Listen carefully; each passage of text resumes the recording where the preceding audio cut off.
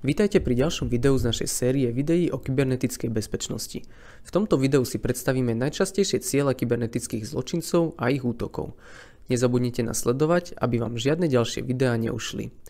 219 miliard dolárov. Toto obrovské číslo predstavuje množstvo nákladov, ktoré sa celosvetovo minulo na kybernetickú bezpečnosť iba za rok 2023. Išlo historicky o najvyššiu sumu, no experti očakávajú, že ju prekonáme už v tomto roku a bude stále rásť.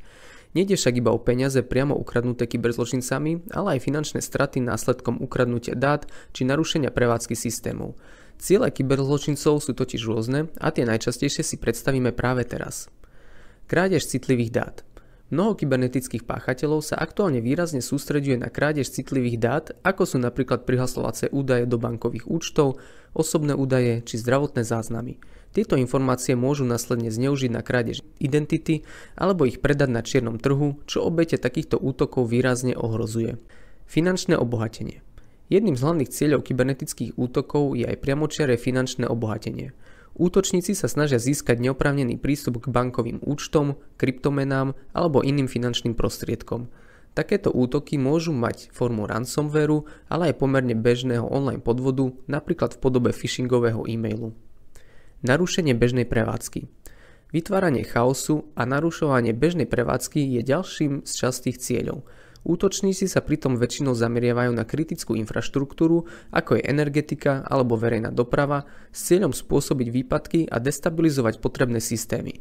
Takéto útoky však môžu mať vážne následky na ekonomiku, verejné služby a ďalšie oblasti. Zneužitie zariadenia.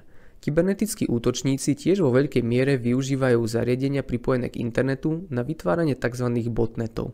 Pomocou nich môžu ovládať na diaľku obrovské množstvo zariadení, cez ktoré vykonávajú ďalšie kybernetické útoky.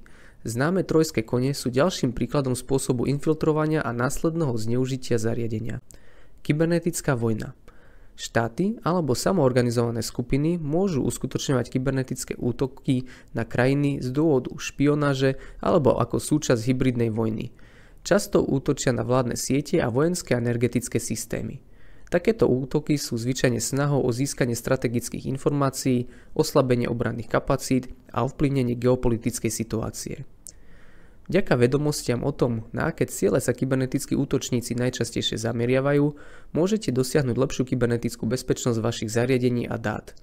Dúfame preto, že sa vám naše video páčilo. Určite nás nezabudnite sledovať pre viac zaujímavých videí o kybernetickej bezpečnosti.